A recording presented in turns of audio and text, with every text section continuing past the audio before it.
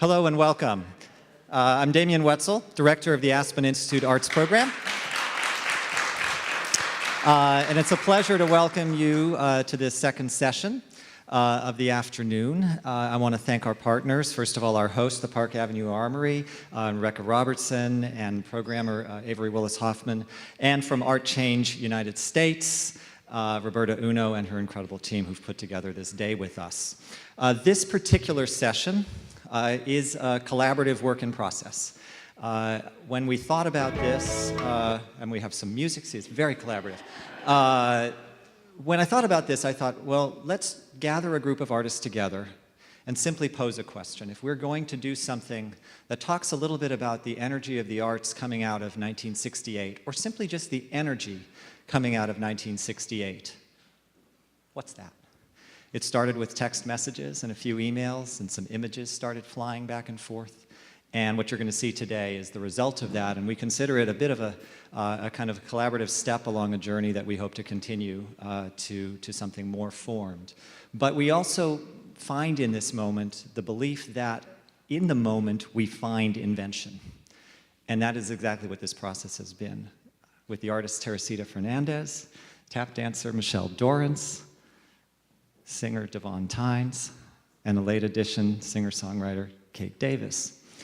We talked about things that affected us as soon as we heard the year 1968. We talked about space. We talked about martyrdom. And we talked about protest, among a lot of other things we talked about. But we distilled it down gradually, and we started making choices. So let's begin. We'll just basically launch into this and show you what we've been thinking about. The lights are going to start to go down right now, actually. So I'm going to start to exit. I'd ask one thing. There are sections that are in the complete dark. Let's allow that to happen and not use our devices during those times would be great so we can feel what this is like together. And we'll talk about it all after it's done. So thanks very much.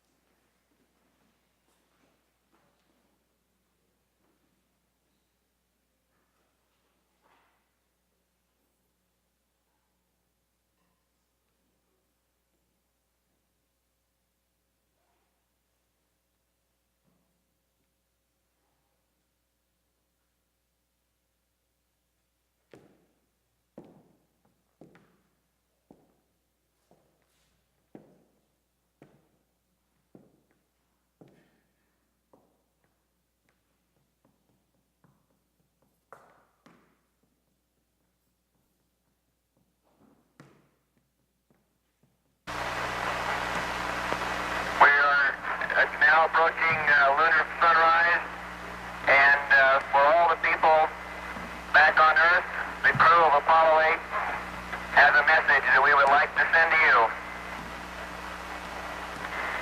In the beginning, God created the heaven and the earth, and the earth was without form and void, and darkness was upon the face of the deep. And the Spirit of God moved upon the face of the waters. And God said, let there be light. And there was light. And God saw the light, that it was good, and divided the light from the darkness.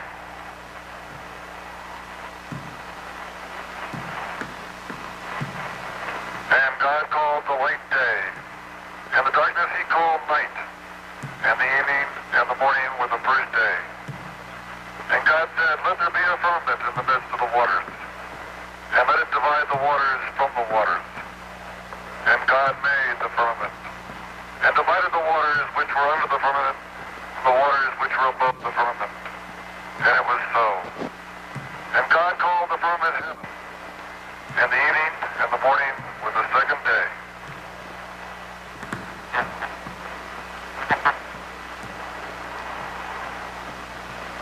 And God said, let the waters under the heaven be gathered together into one place, and let the dry land appear, and it was so. And God called the dry land earth, and the gathering together of the waters called he seas. And God saw that it was good. And from the crew of Apollo 8, we close with good night, good luck, a Merry Christmas, and God bless all of you on the good earth.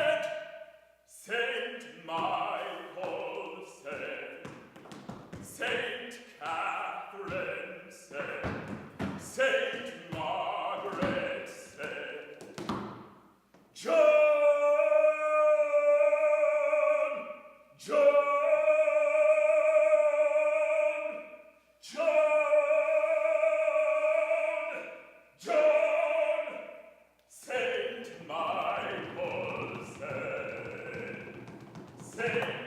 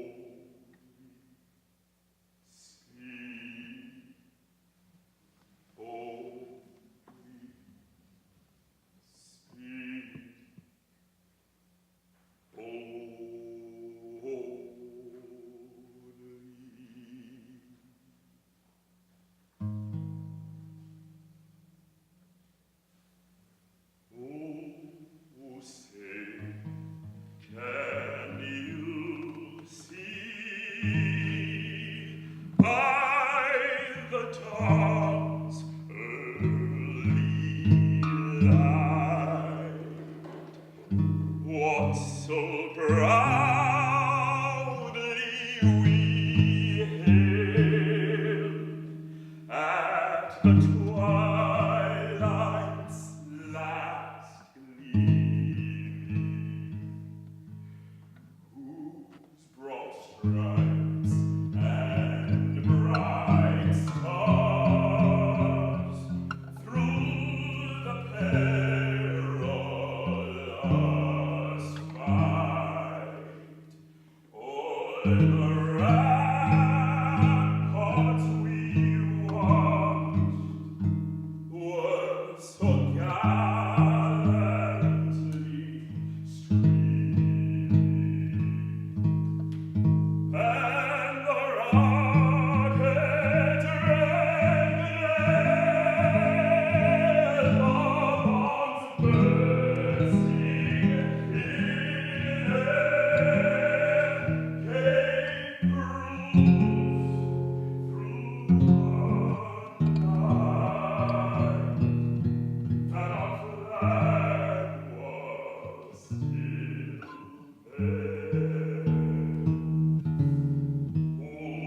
Oh, say does that star-spangled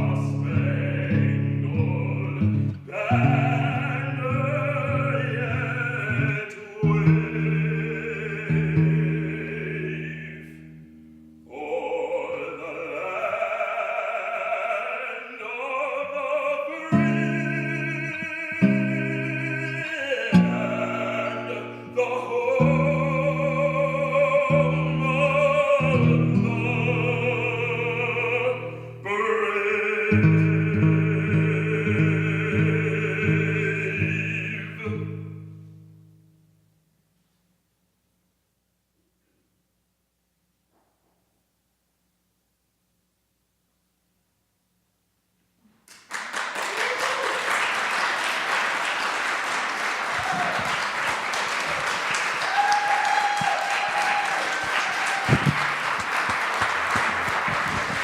Michelle Dorrance, Davóne Tines, Kate Davis, and Teresita Fernández.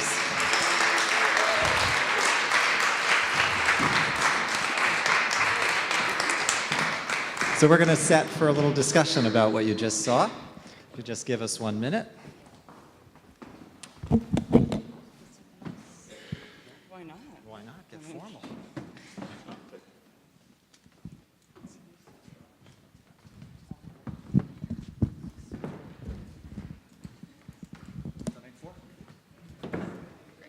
All right, let's go next.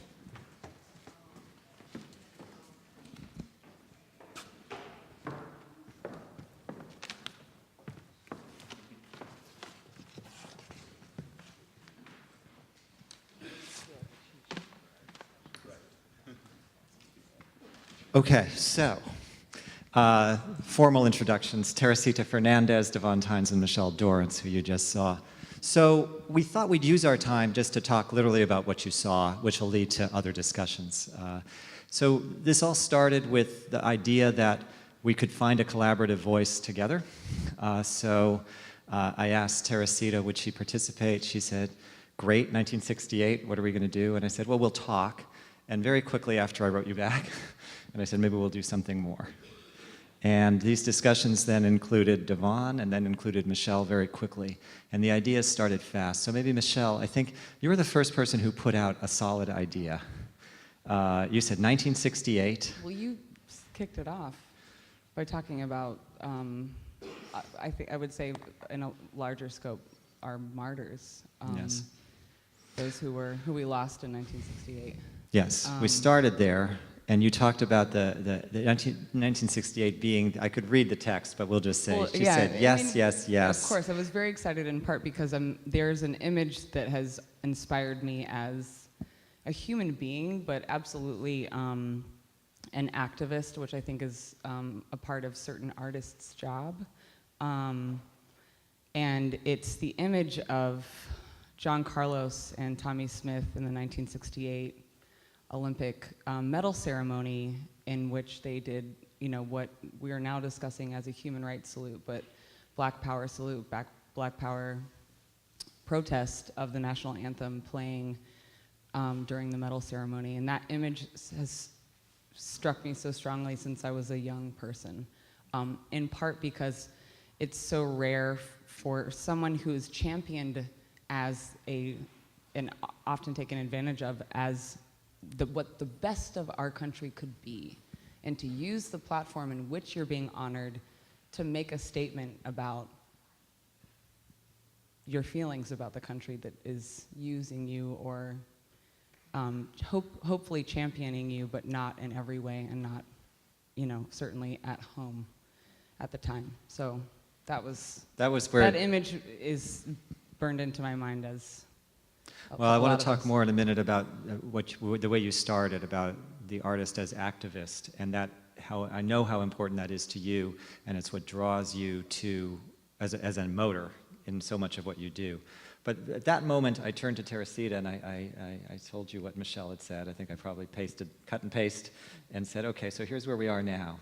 And you immediately made some very large-scale comments about that moment and its international significance beyond simply the United States, but then it went to the moon, quite literally. Maybe talk a little bit about your feelings. Yeah, so I mean, I'm always interested in drawing like these concentric circles around these iconic moments, because they don't happen in isolation, but we have images have a way of sort of making us fetishize one moment that's frozen outside of the context in which it's been created. And the truth is that there were protests rippling and happening all over the place, including in Mexico City itself. So 10 days before the Olympics, and this is what I told Damian, I was like, hey, you realize that 10 days before that Olympics in Mexico City, there was a huge student massacre. There was a huge student protest. 10,000 students in the plaza who were basically massacred by the government. And interestingly enough, there was an Olympian battalion for security that had been organized in case there were any uprisings. And thousands of people died, thousands of students, journalists, women, children. This is 10 days before the Olympics, and the Olympic battalion that had been formed for the security, they wore white gloves on their left hand, which is really interesting because Tommy and Giancarlo's are wearing black gloves, and they wore white gloves on their left hand so that the military soldiers, Mexican military soldiers, wouldn't shoot them, so they'd know that they were soldiers too for the Mexican government. And they killed many, many students. And then I thought, well, what else was happening? And it's like, there's this, there's that. And I started to draw concentric circles. And of course, the biggest concentric circle, which contextualizes that moment, is the Apollo 8 mission, which is lesser sort of referred to because it's before the 1969 landing on the moon, but it's the first time that, it was the first manned mission that orbited the moon. And that's really important because it offered a perspective on us that was really different. So that Earthrise image that one of the astronauts, Anders, that very iconic image of Earth, and he says that they were so trained and so prepared to explore the moon. And in fact, what they discovered was the Earth. And when they finally were up there, they were asked by NASA, this is Christmas Eve, 1968. So this is 2 months after the Olympic protest moment that we referred to here. And they were asked by NASA to say something appropriate, and it would be the first, it would pretty much be the first time that a human voice would be heard by that many millions of people around the world, like the first time. And amongst themselves, the three astronauts decided that the most appropriate thing on this last day of the most tragic and devastating year in American history, where so many people died and there were so many martyrs, they decided to read the first 10 passages of Genesis, which is not just the basis for Christianity, but many, many religions, world religions. So that was the idea of both, including the pedestal as literally a visual marker of inequity on which this protest takes place. But the idea that the moon is always there, and it's like things come and things go, but there's this constant which is outside of all of us and which is bigger than all of us. And I kind of loved the idea that, the gesture, the protest gesture at the end is sort of, and Tommy Smith talks about how in his autobiography he says that it wasn't a Black Power gesture, that it was a human rights gesture. And I loved the idea of the gesture and the sort of motion actually pointing to the moon and to justice and to something like bigger and better and more permanent than all of us. So as a reference point. So that was quite an email. There's a lot in there in addition to the conversation, but it was so inspiring. And I immediately shared that with Michelle, and then shared it with Davóne, who went further. To talk a little bit about what you thought. In considering the 1968 Olympics image, other things that had happened in that time, continuing to think about concentric circles and things connected, the other massacres and other incredible events of that year in terms of people that were lost, in terms of people that stood up in certain ways. A connection between all of it would be the idea of martyrdom, people that have stood out in terms of helping for human rights in various capacities. Some of them died, some of them made examples of in other capacities. That led, in addition to the Genesis text, this one religious text that was used to kind of bring the entire world together, or something that could be offered to be a sort of connecting point. It moves this idea outside of that 1 year to different parts of time. There's a piece of music that I thought would go well with this idea, Julius Eastman's Prelude to the Holy Presence of Joan of Arc.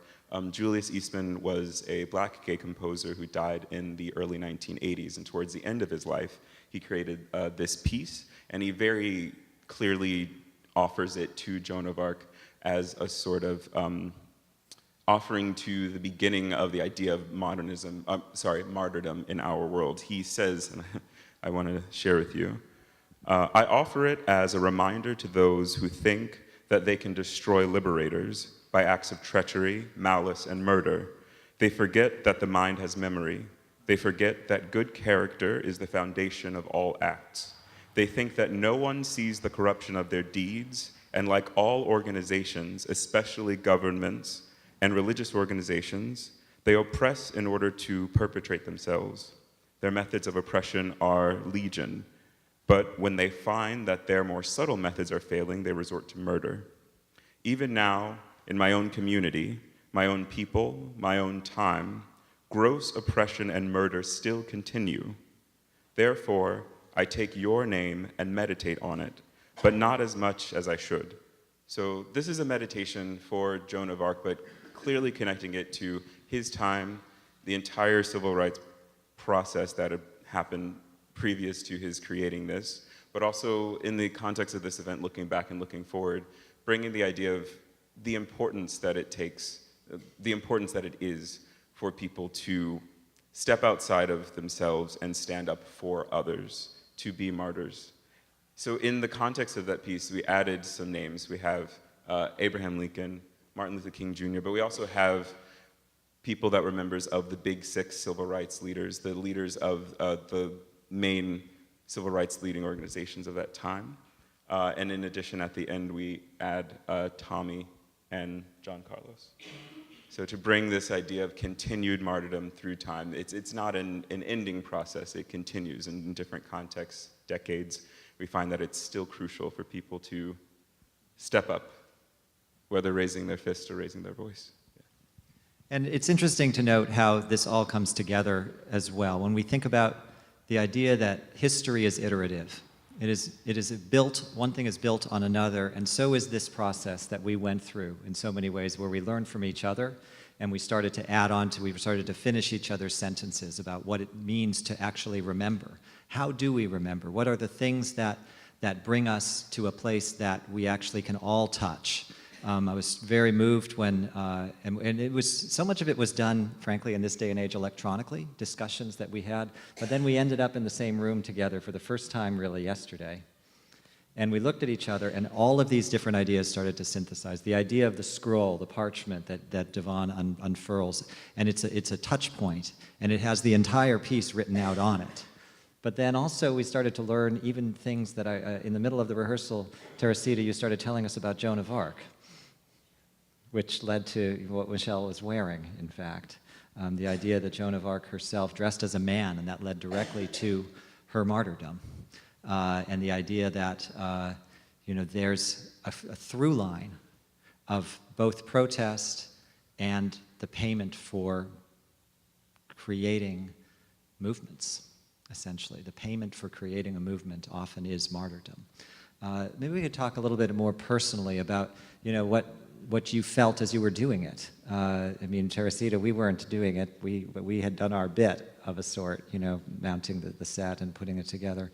But, I know that you had certain moments when you just kind of went, wait, let's do this, let's do that.